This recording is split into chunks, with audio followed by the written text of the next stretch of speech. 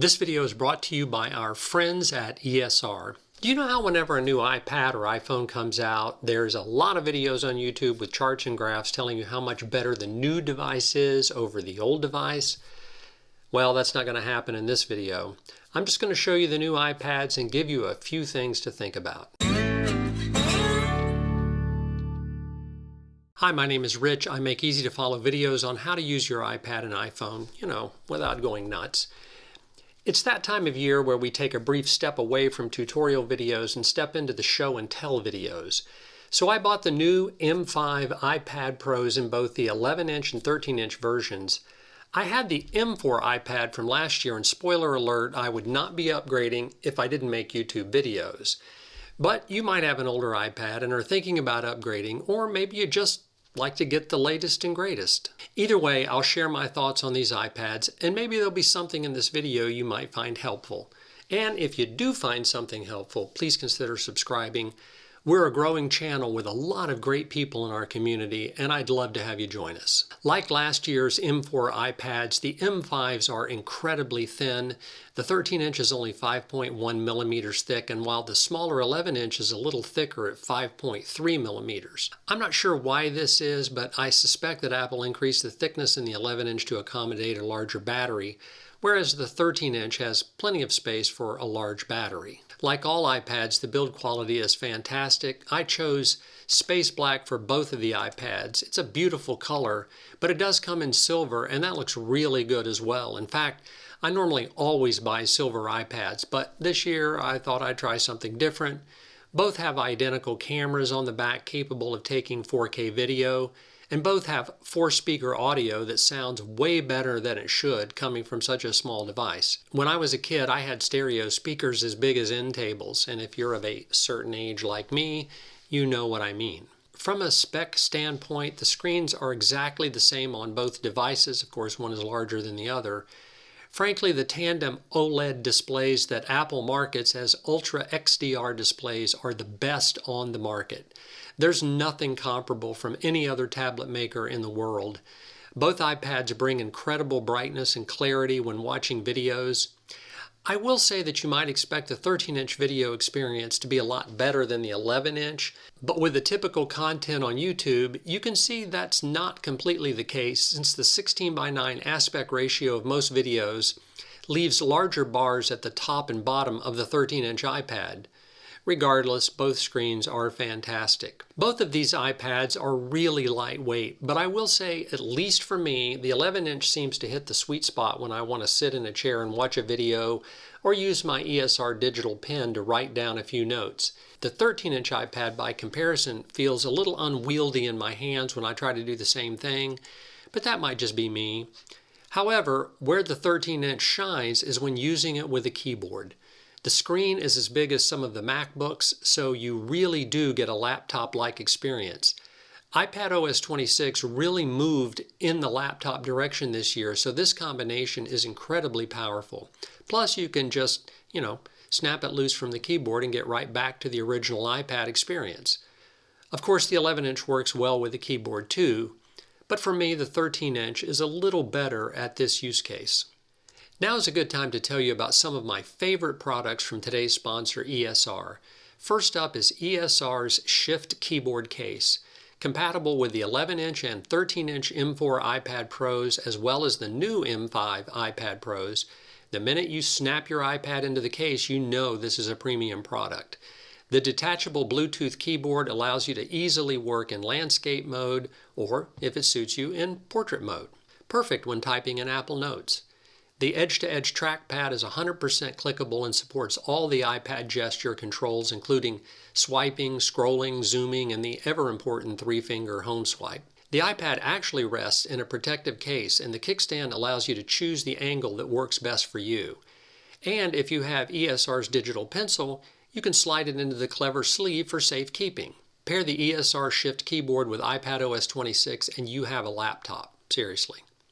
Speaking of pencils, ESR's Geo Digital Pencil pairs via Bluetooth seamlessly with your iPad, and even if you don't slide it into the Shift keyboard sleeve, you can always locate it with Apple's Find My app.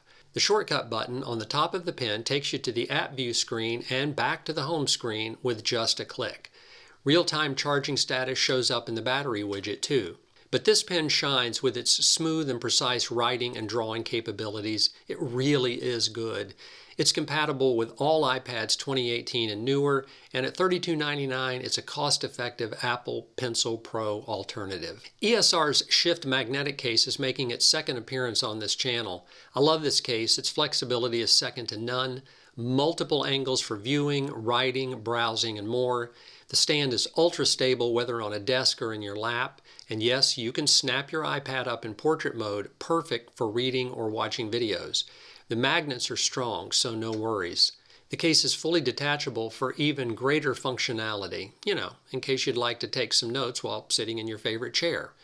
Available in multiple colors, the ESR Shift magnetic case is one of my favorites. Lastly is ESR's Ultra Fit Amorite screen protector. Having scratched the screen on my brand new 2018 iPad Pro years ago, I now put a screen protector on every iPad I have. ESR has removed all the frustration in the application process. Just place the iPad screen down in the Ultra Fit tray and close the lid. Hold the cover firmly and pull the tab. The dust removal strip ensures an instant bubble and dust-free application. Couldn't be easier. And the Amorite screen protector provides 7 times the impact absorption of generic protectors. This is a great screen protector. As you can see, I'm a fan of ESR products, and you will be too. Be sure to check out the links to all of these items in the description below. Thanks to our friends at ESR for their support of this channel. Now back to the video. Both iPads have a 12 megapixel center stage camera. If you're not familiar with this, the center stage camera moves when you do to keep you in frame. A really handy feature when making video calls. And by the way, this front-facing camera is no slouch. To me, the image quality is really good. I know a lot of techie people want a third-party camera for super high-resolution video, but that's too much trouble for me. I don't want to hook all that stuff up to my iPad. Of course, the big upgrade this year is from the M4 chip to the M5 chip. I've already watched a bunch of videos telling me how much better the new M5 chip really is, and I'm sure there are benchmarks that prove this. But honestly, I can't tell any real difference between the two chips. In fact, I've got an older 10th generation iPad with a much older chip in it that seems to be just about as fast as the M5. But I guess that all comes down to how you use your iPad. I don't use my iPad to control the space shuttle, so these chip upgrades are not that big a deal to me.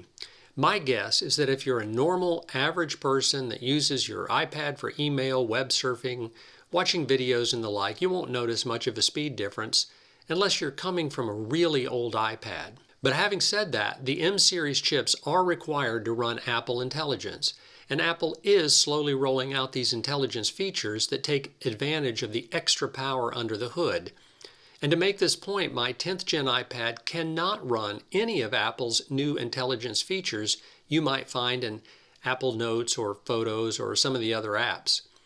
Though I consider myself just an average user, for me, the Apple Intelligence features are something I want to access, so having a powerful iPad is important. Another new feature is Wi-Fi 7, and I'm guessing that's faster than Wi-Fi 6, and I'm all for that. I do get a little impatient if I'm waiting for a web page to load, so anything that moves the process along is good to me. But of course, you need a Wi-Fi system in your house that has Wi-Fi 7 capability to be able to use this feature, so keep that in mind. Both iPads support the Apple Pencil Pro. I mainly use the Pencil for note-taking, but there are so many other ways to make the Pencil a handy accessory. I'm going to make a video on all the ways to use the Apple Pencil soon, so keep an eye out for that. So here's my final analysis. If you need or just want a new iPad, you can't go wrong with either of these, and which one you choose is based on your personal preferences and how much you want to spend. And speaking of spending, these iPads are not cheap. The 11-inch starts at $9.99 and the 13-inch at $12.99. That really is a lot of money, especially when you can buy the 11-inch iPad Air for $5.99. I know the iPad Air doesn't have all the fancy features of the iPad Pros, but it runs Apple Intelligence and it really hits the sweet spot for price and performance. But, we're not talking about that today. Today is about the new M5 iPad Pros. There's really a whole lot more that I could go into about these iPads, but I just wanted to hit the high spots for you. If you're thinking about getting a new iPad, then by all means get to a local Apple store or other retailer and look at them for yourself. When you pick one up and hold it in your hands, you'll see exactly what I'm talking about. Okay, that's it for today. I hope you found this video helpful, or at least a little entertaining. Let me know in the comments below what you think of these new iPads. I'd really like to know. As always, thanks so much for watching, and I'll see you in the next video.